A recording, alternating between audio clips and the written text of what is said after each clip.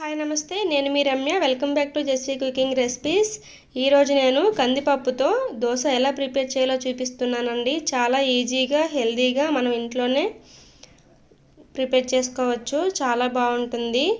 ముందుగా 2 కప్పుల కందిపప్పుని 4-5 గంటల ముందు నానబెట్టుకోవాలి. తర్వాత ఒకసారి వాష్ చేసుకొని మిక్సీ జార్లో వేసుకోవాలి.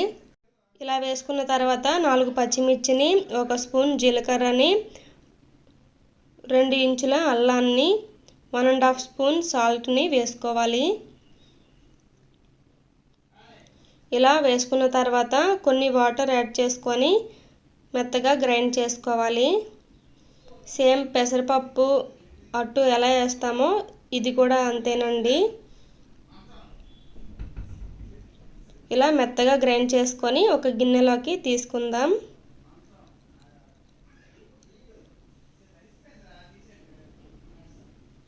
ఇలాగే పప్పు మొత్తాన్ని గ్రైండ్ చేసుకోవాలండి మెత్తగా.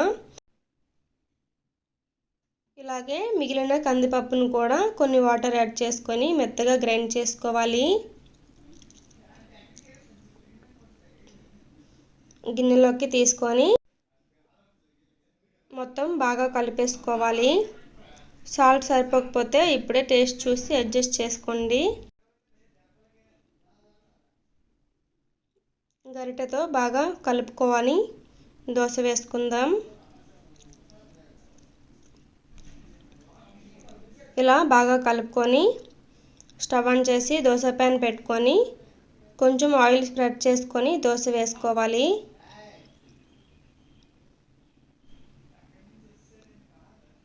సన్నగా వేసుకుంటే చాలా క్రిస్పీగా చాలా బాగా వస్తుందండి దోశ. చుట్టూ ఆయిల్ వేసుకోవాలి. ఆయిల్ కొంచెం ఎక్కువే పడుతుందండి ఈ దోశలోకి. ఈ దోశ అయినా పెసరట్టు అయినా కొంచెం ఆయిల్ పడుతుంది.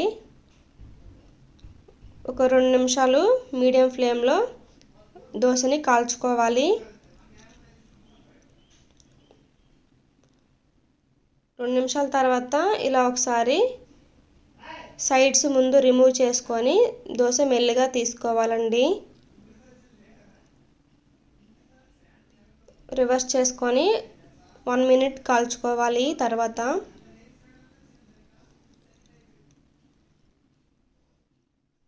1 మినిట్ తర్వాత దోశని తీసేసుకోవడమే.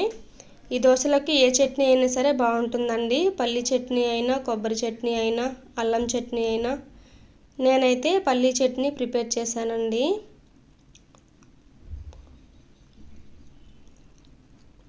పల్లి చట్నీ రెసిపీ కావాలంటే నా ఛానల్లో ఉంది, తప్పకుండా చూసి ట్రై చేయండి.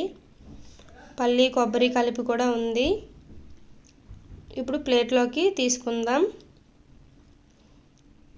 అంతేనండి, రెడీ అయిపోయినాయి కందిపప్పు దోశలు. ఈ రెసిపీ మీకు నచ్చినట్టయితే నా ఛానల్ని సబ్స్క్రైబ్ చేసుకోండి. Thank you for watching.